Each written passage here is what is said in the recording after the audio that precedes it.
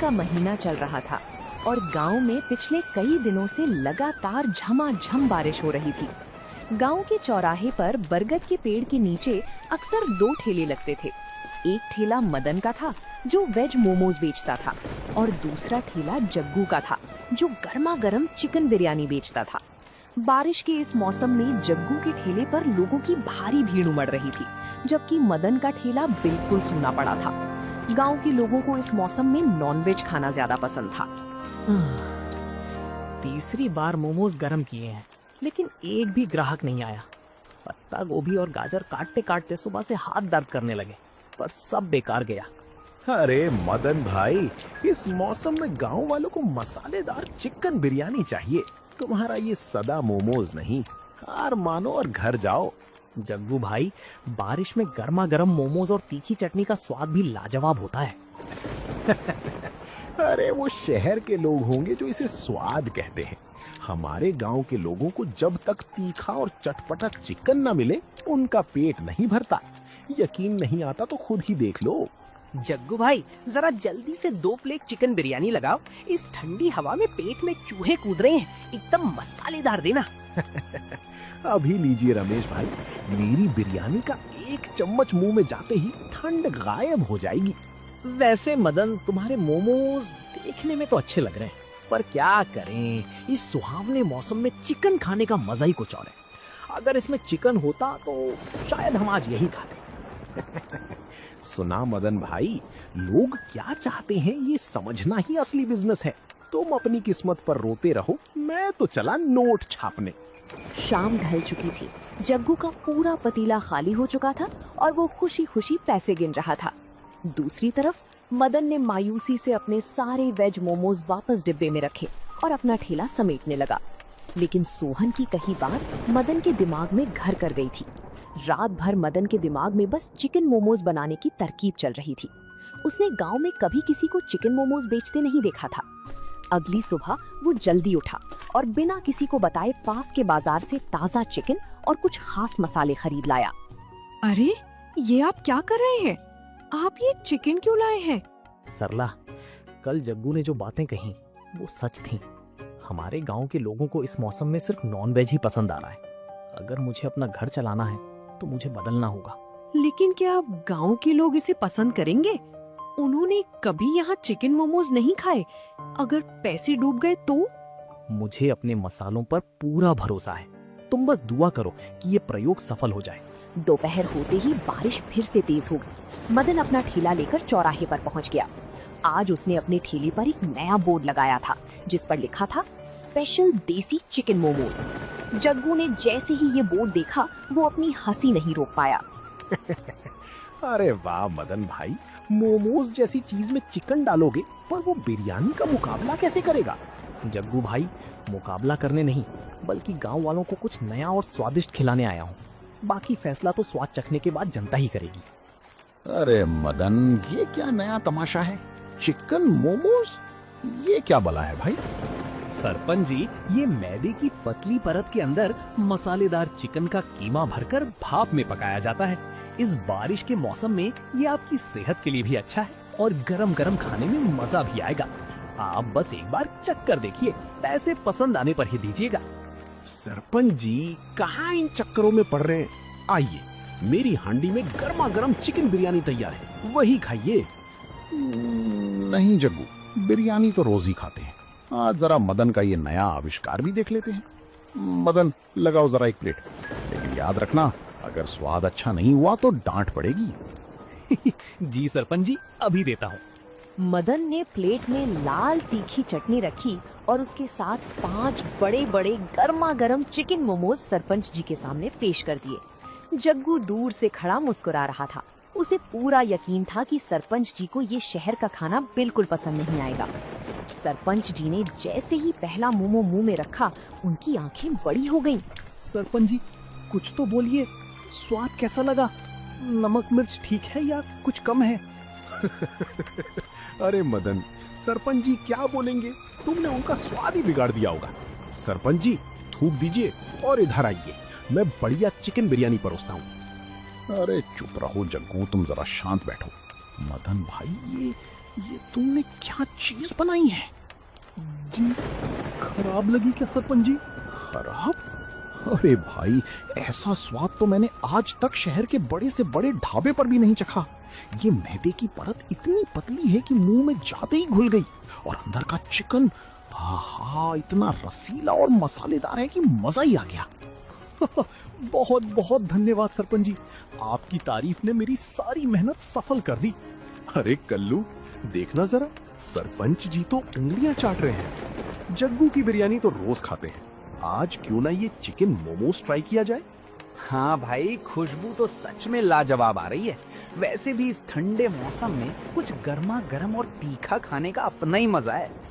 मदन भाई, हमारे लिए भी एक प्लेट लगा दो।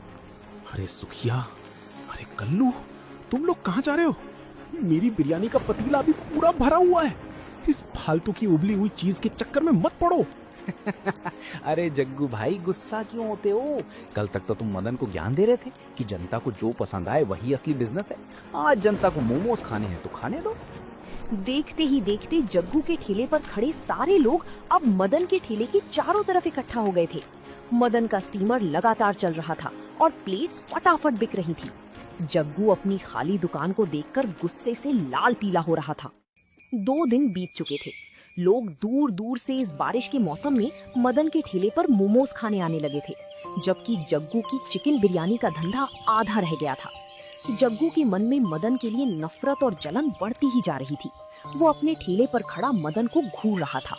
क्या बात है जग्गू भाई, चेहरा बड़ा उतरा हुआ है। आज बिरयानी की खुशबू में वो दम नहीं लग रहा जो हमेशा होता था। दम कहाँ से होगा मंगू? मेरा सारा दम तो वो मदन खींच कर ले गया। कल तक जिसके ठेले पर मक्खियां भिनभिनाती थीं, आज उसके यहाँ पैर रखने की जगह नहीं है। मेरी पूरी कमाई चौपट कर दी उसने। बात तो तुम्हारी सही है जग्गू भाई, लेकिन तुम हार क्यों मान रहे हो? तुम तो गांव के पुराने खिलाड़ी हो, कुछ उपाय निकालो। उपाय तो मैंने सोच लिया है मंगू। सीधे रास्ते से तो ये मदन नहीं मानेगा। इसके मोमोज की तारीफ इसके मसालों और ताजे चिकन की वजह से है ना। अगर मैं कुछ ऐसा करूं कि इसके मोमोज का स्वाद ही बिगड़ जाए तो? स्वाद बिगड़ जाए मतलब? तुम क्या करने वाले हो जग्गू भाई? कोई गड़बड़ मत कर देना। देख, आज रात को भारी बारिश होने वाली है। मदन अपना सारा सामान ठेले के अंदर ही लॉक करके जाता है। मैं रात के अंधेरे में उसके ठेले पर जाऊंगा और उसके खाने के साथ ऐसी छेड़छाड़ करूंगा कि उसका सारा स्वाद खराब हो जाए। मदन बहुत सीधा आदमी है जग्गू भाई, ऐसा करना ठीक नहीं होगा। सीधा है तो घर बैठे, बिजनेस में कोई किसी का सगा नहीं होता। अगर कल सुबह ग्राहकों को उसके मोमोज से बदबू आई या स्वाद कड़वा लगा तो सरपंच जी खुद उसका ठेला यहाँ से हटवा देंगे। तू बस मेरा साथ दे, कल की बिरयानी तेरे लिए मुफ्त। चलो ठीक है जग्गू भाई, तुम जैसा कहो वैसा ही करेंगे। आज रात को वैसे भी बिजली कटने वाली है, अंधेरे का पूरा फायदा उठाएंगे। रात के करीब 12 बज रहे थे। आसमान में बिजली कड़क रही थी और मूसलाधार बारिश हो रही थी। पूरा गांव सो चुका था। जग्गू और मंगू दबे पांव मदन के ठेले की तरफ बढ़े। जग्गू के हाथ में एक थैली थी जिसमें वो साजिश का सामान लेकर आया था। जग्गू ने मदन के ठेले के काउंटर का ताला खोल दिया। जग्गू भाई, जरा जल्दी करो, मुझे बहुत डर लग रहा है। अगर गांव का चौकीदार इस तरफ आ गया तो हम दोनों मुसीबत में पड़ जाएंगे। अरे तू डर मत मंगू, चौकीदार इस मूसलाधार बारिश में अपनी चौकी पर सो रहा होगा। ये देख, ये ऐसी चीज है जिससे इसका सारा खाना खराब हो जाएगा। जग्गू भाई, इसकी महक तो अभी से ही बहुत अजीब आ रही है। मदन सुबह जब इसे खोलेगा तो क्या उसे शक नहीं होगा? मदन सुबह बहुत जल्दी में होता है, वो सीधा स्टीमर चालू करेगा और मोमोज बनाकर रख देगा। जब तक उसे पता चलेगा तब तक ग्राहक उसका थू थू कर चुके होंगे। चल, अब ताला वापस लगा और यहाँ से भाग। अगली सुबह मदन हमेशा की तरह मुस्कुराते हुए अपने ठेले पर पहुंचा। उसने देखा कि ताला थोड़ा ढीला था, लेकिन उसने सोचा कि शायद रात को जल्दीबाजी में उसने ही ठीक से बंद नहीं किया होगा। वो अपने काम में जुट गया। दोपहर होते ही जग्गू भी अपने ठेले पर आ गया और मदन को देखने लगा। बेटा मदन, आज तो तेरी बर्बादी का दिन है। देखूं आज कौन से सरपंच जी तेरे चिकन मोमोज खाते हैं। मदन भाई, आज तो मौसम बड़ा मस्त है, जरा जल्दी से 2 प्लेट चिकन मोमोज लगा दो। कल रात से ही तुम्हारे मोमोज की याद आ रही थी। सुखिया भाई, अभी लगाता हूं, बस 2 मिनट रुकिए, स्टीमर में भाप बन ही चुकी है। अरे सुखिया भाई, रमेश भाई, आज रास्ता भूल गए क्या? मेरी बिरयानी की हांडी भी देखो, एकदम ताजी खुशबू आ रही है। अरे नहीं जग्गू भाई, आज तो मदन के मोमोज के आगे तुम्हारी बिरयानी फीकी लग रही है। मदन भाई लाओ जल्दी। मदन ने जैसे ही स्टीमर का ढक्कन हटाया तो हमेशा की तरह सोंधी खुशबू आने के बजाय पूरे चौराहे पर एक अजीब सी कड़वी महक फैल गई। सुखिया और रमेश ने तुरंत अपनी नाक पर हाथ रख लिया। जग्गू दूर से ये देखकर अपनी हंसी रोकने की कोशिश कर रहा था। उफ, मदन भाई, ये कैसी बदबू है? क्या तुमने खराब चिकन इस्तेमाल किया है? कल तक तो बड़ी तारीफ हो रही थी तुम्हारी। हाँ मदन, ये तो सरासर धोखा है। अगर ऐसा गंदा खाना खिलाओगे तो लोग बीमार पड़ जाएंगे। नहीं नहीं रमेश भाई, मेरी बात सुनिए। मैं कसम खाता हूँ, मैं सुबह ही ताजा चिकन लेकर आया था और अपने हाथों से कीमा बनाया था। ये बदबू मुझे खुद समझ नहीं आ रहा कि ये कैसे हुआ। अरे ग्राहकों भाइयों, देखा आपने? मैंने पहले ही कहा था कि ये शहर का उबला हुआ खाना मत खाओ। ये मदन 2 दिन में अमीर बनने के चक्कर में खराब चिकन मोमो खिला रहा है आप सबको। आओ भाइयों, मेरी साफ सुथरी बिरयानी खाओ। जग्गू भाई, तुम्हें कैसे पता कि चिकन खराब है? मैंने तो अभी तक प्लेट में निकाला भी नहीं है और तुम तो अपने ठेले पर थे, तुम्हें इतनी दूर से कैसे पता चला? वो तो महक इतनी तेज है कि पूरे चौराहे पर फैल गई है। इसमें कौन सी बड़ी बात है? क्या भाई, जरा ध्यान से देखिए, ये मेरे घर के पिसे हुए मसाले नहीं है, इसमें कुछ तो जरूर मिलाया गया है। मैं ऐसा कुछ इस्तेमाल ही नहीं करता। किसी ने रात को मेरे ठेले के साथ छेड़छाड़ की है।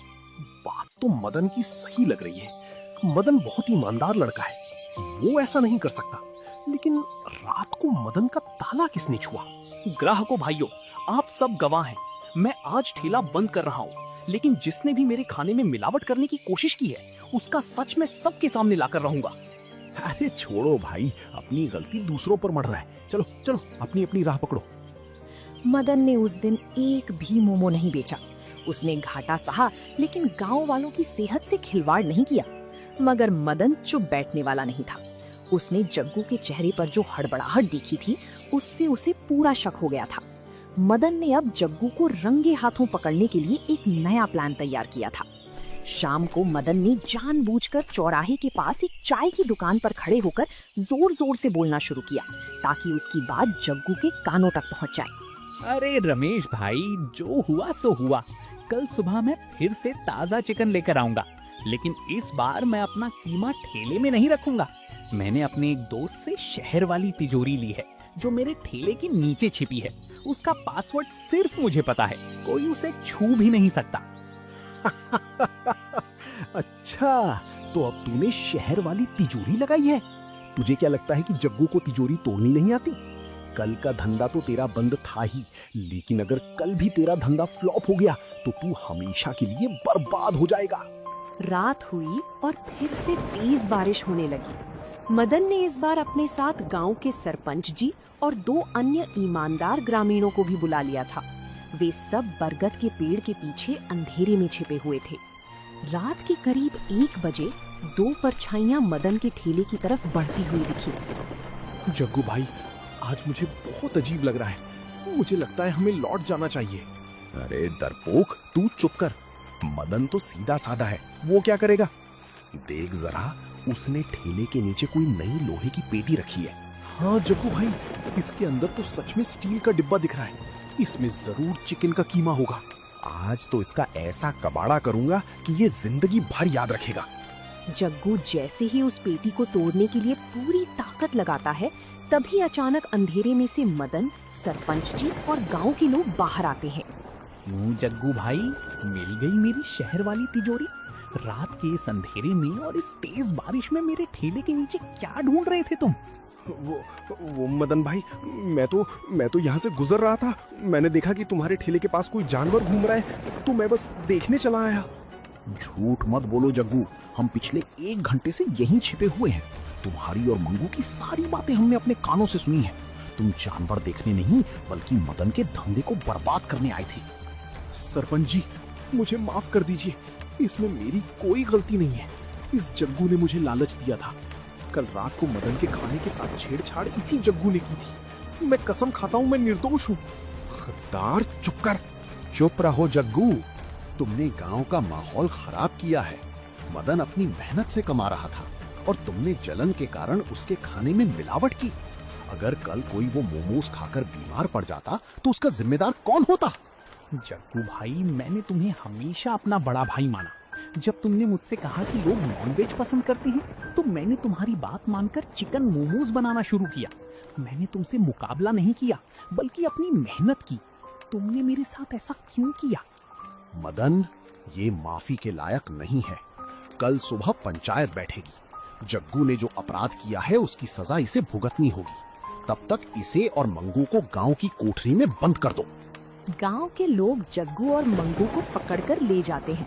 मदन को इस बात का दुख था कि उसके अपने ही भाई जैसे पड़ोसी ने उसके साथ ऐसा किया, लेकिन उसे इस बात का संतोष था कि उसका सच और उसकी ईमानदारी सबके सामने आ चुकी थी। अगली सुबह बारिश थम चुकी थी और खिली हुई धूप निकल आई थी। गांव के बरगद के पेड़ के नीचे पूरी पंचायत बैठी थी। गांव वासियों, कल रात जो कुछ भी हुआ वो हमारे गांव के इतिहास में बहुत शर्मनाक है। जग्गू ने ना